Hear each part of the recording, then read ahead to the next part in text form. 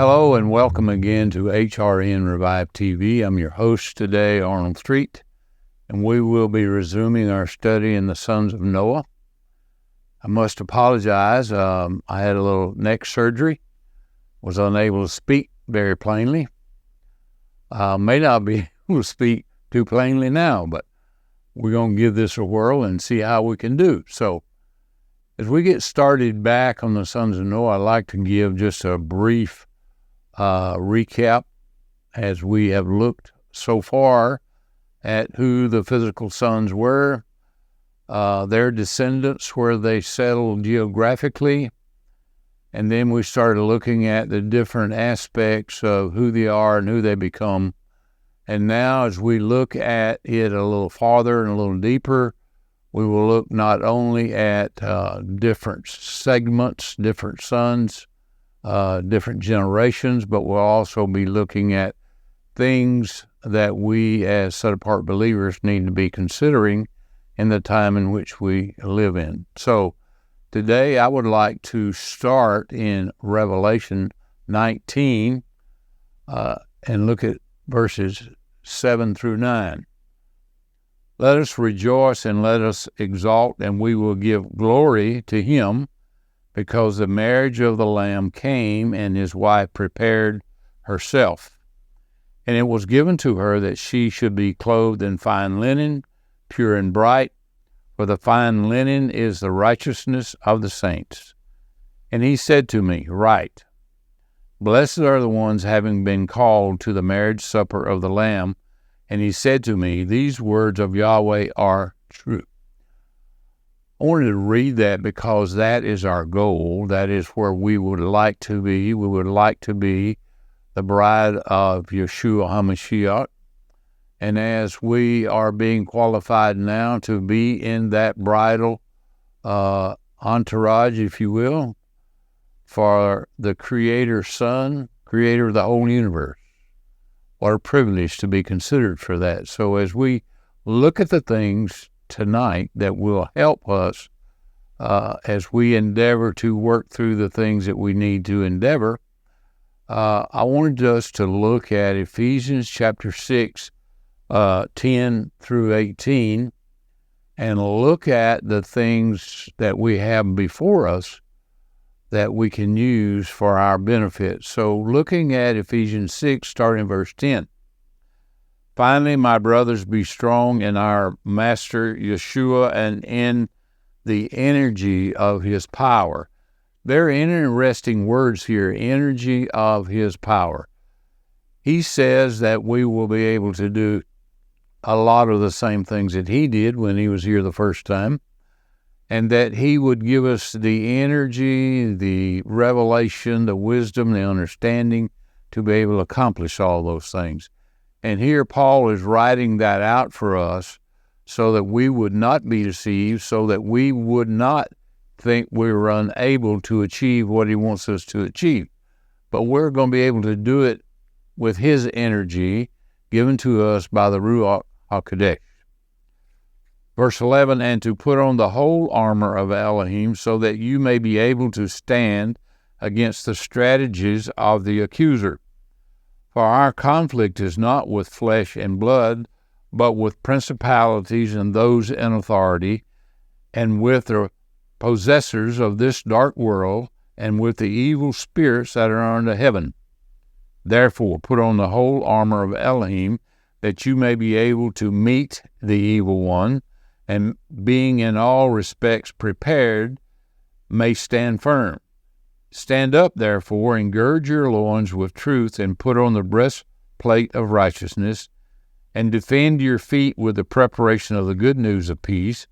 And now to take you the confidence of faith, by which you will have power to quench all the fiery darts of the evil one.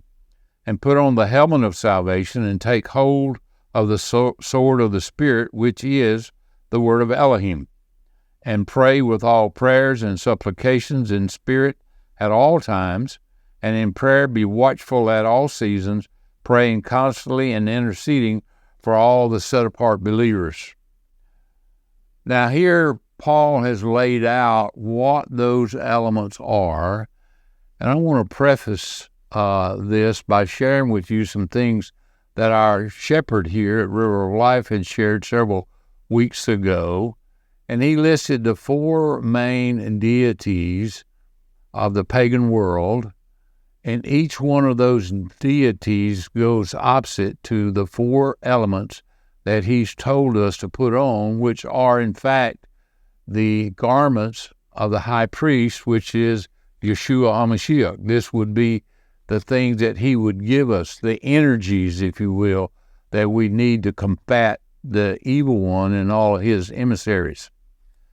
I would also like to share three other verses with you. One's out of Romans 13:12. The night now passes away, and the day draws near. Let us therefore cast from us the works of darkness, and let us put on the armor of light. Paul, in his generation, knew that time was already short, and now we are almost 2,000 years away from that time. And how much shorter is it? A whole bunch, maybe. 1 Corinthians 15:49 says this: As we have worn the likeness of him from the dust, so shall we wear the likeness of him from heaven. His spiritual being that was revealed after his death, burial, and resurrection, before his ascension into heaven.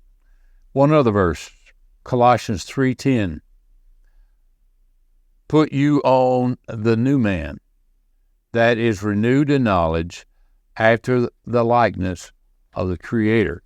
So you see, our likeness is indeed after the Creator, as it was in the garden before the fall. So as we have been reconnected, if you will, to the Creator of the universe through the blood of Yeshua, we take on his likeness, receive his strength and energies to accomplish all that he set before us. Notice the intended wordplay here by the Apostle Paul. He contrasts the Zainah, which is armor of Elohim, with the strategies of Hasatan. In other words, they're directly opposite of each other, and we already know who wins. So let us have the confidence that we can win and be a bride of Yeshua. The four pieces of armor against the four strategies of Hasatan. Wow. Notice the order in which Paul arrays the battle. Four main gods in the pagan world are still here. They're still around. You see them resurfacing again, anew. I've read several books that talks about the returns of certain gods from the ancient world, and it appears to be that they are around and enticing people towards the Anti-Messiah. The four classes of demons fit into the order of each piece of armor. So you can see that if we want to be successful, then we would have to have on these armor elements of the Creator of the universe. The principalities, I'm just going to compare them together and then give more detail in just a few minutes. Principalities are the ones that we stand against, and the thing that helps us stand against principalities is the helmet of salvation. It's fitted to our head, and it battles against accusations. I want to look at Zechariah 3:1-5. And he made me see Yehoshua, the high priest, standing before the messenger of Yahweh, Satan standing at his right hand to accuse him. Yahweh said to Satan, Yahweh rebuke you, Satan, and Yahweh who has chosen Jerusalem rebuke you. Is this not a brand plucked out of the fire? And Yehoshua was clothed with filthy garments, and he stood before the messenger of Yahweh. And he answered and spoke to those who stood before him, saying, Take away the filthy garments from him. And he said to him, Behold, I have caused your iniquities to pass from you, and I will clothe you with ceremonial robes. And I said, Let them set a clean turban on his head. And they set a clean turban on his head, and clothed him with clothing, and the messenger of Yahweh stood by. So here we see the things that we are to put on is these garments of the high priest, which is our clothing of righteousness. So as we walk out our lives, we'll be walking them out for righteous clothing that we will put on as the bride of Yeshua. The next element is authorities. The authorities that are in this world are not of Yahweh, but they are of this world. And the element that we put on to war against those authorities is the breastplate of righteousness. It deals with heart and temptation and does away with pride. David in his life, as recorded in 1 Chronicles 21, was moved by Hasatan to number the men of Israel, which was something that he was not supposed to do. And later it was revealed that he was doing that out of a prideful heart. He was given 3 choices, and he chose the mercy of Yahweh Elohim, and that was the right choice. But we see how the enemy works here in the area of pride, so the breastplate of righteousness is what we combat pride with. It also rebukes the authorities of this world. The next element against us is the possessors. And the belt of truth is what we place on, and it goes around the loin area, and it is against lies and deceptions. And we see the first place this is used is in Genesis 3, 1 through 6. And the serpent was cunning above every beast of the field which Yahweh Elohim had made. And he said to the woman, Is it so that Elohim has said, You shall not eat from any tree of the garden? And the woman said to the serpent, Of the fruit of the trees of the garden we may eat, but of the fruit of the tree in the midst of the garden, Elohim has said, You shall not eat of it, nor shall you touch it, lest you die. And the serpent said to the woman, Surely you shall not die, for Elohim knows that in the day you eat of it, even your eyes will be open, and you shall be as Elohim, knowing good and evil.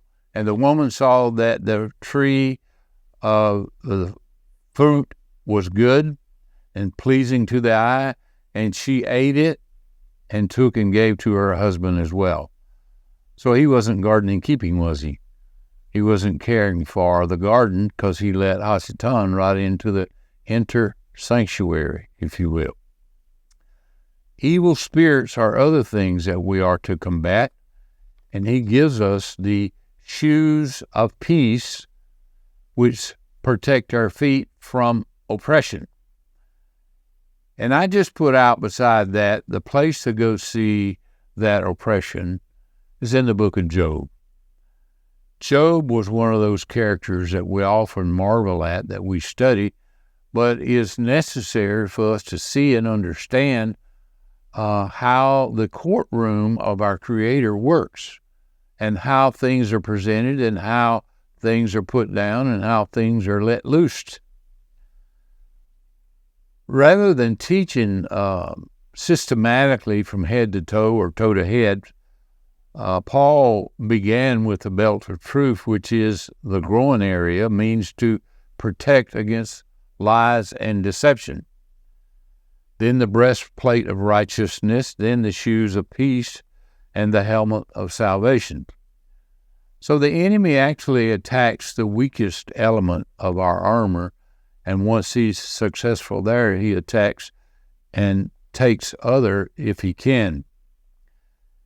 He notes that the enemy attacks truth first, and that warfare has always been waged over what is truth. Remember, the first thing that Hasatan did was to question Yahweh's truth. Without a foundation, one is vulnerable to lies and deception, temptation, pride, oppression, and accusations. So let us look at these 4 elements a little bit deeper. The belt of truth is the first thing that we need to apply. So putting on the belt of truth is the first defense for all spiritual warfare. We study and observe the Torah, the truth, and our spirits have been fashioned by the creative universe to receive his Torah within our hearts. It fits there just like it should. Mashiach is the door whereby each soul enters into the kingdom of Elohim. Leaving behind the fallen world, we become alive to the word of Yahweh. We are called to enter into a living relationship through his Mashiach, who has rescued us from the dominion of darkness to bring us into his kingdom.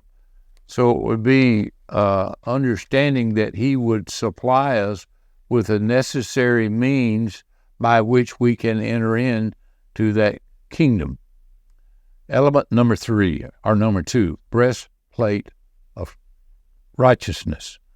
Putting on the breastplate of righteousness protects us from tactics of pride and temptation. The adversary is referred to as the tempter in Matthew 4:3.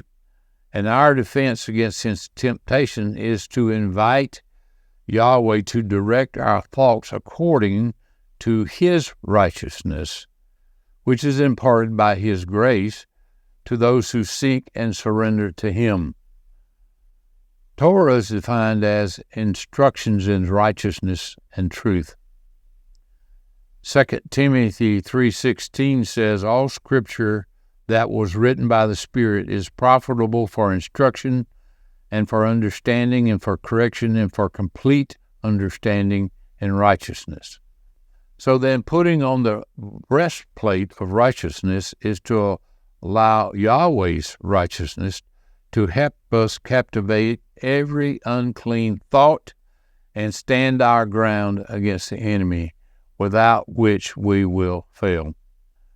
Blessed is the man who endures temptation, so that when he is proved, he may receive a crown of life, which Elohim has promised to them that love him. James 1:12. Number 3 is putting on the shoes of peace. Defense against oppression. The shoes of peace hint to proactively bringing the Torah of Yahweh to those who are being called into the kingdom of Elohim. Shalom, or peace, also means unity. To be whole or complete, therefore, at peace. Job was at peace with Yahweh when Hasatan attacked him with oppression. It was to no avail. As a matter of fact, it simply strengthened him, and he persevered, and he had twice as much more in the end as he had in the beginning. So the Hebrew word for shoe is ne'al. It comes from a root word meaning to lock, bolt, enclose, or to shut up. Comes from a root meaning all those things, but as shoes provide protection for our feet so we can go places without injury, so goes peace guard our freedom of movement. The enemy would prefer that Yahweh's people be oppressed and go places not so easily. He would have us to be restricted. Our recent COVID situation did just that. It separated congregations because they couldn't meet. They couldn't meet, and they refused to meet. Even now, it's easier to meet over the internet, YouTube, than it is to go meet with one another. Yahweh says not to forsake ourselves gathering with one another. Freeing others of slavery of sin is what we should be all about. Number 4 is the helmet of salvation. It also protects us from accusations in our most vulnerable component of thought. Isaiah 26:3 says, "You will keep him in perfect peace, whose yetzer or imagination is stayed on you." Yetzer or imagination must be cognitively and spiritually protected at all times so that we will not think vain, unclean thoughts and fantasies, because the enemy cannot accuse against the mind that is set upon the Creator universe. For mending things of the flesh is death, but mending the spirit is life and peace. Romans 9:6. 1 Thessalonians 5:8 says, "But let us who are children of the day be wakeful in mind and put on the breastplate of righteousness and love, and take the helmet of hope of life." When our thoughts are set on Yahweh, all components of spiritual warfare become activated as a defense and empowerment to advance the kingdom of Elohim.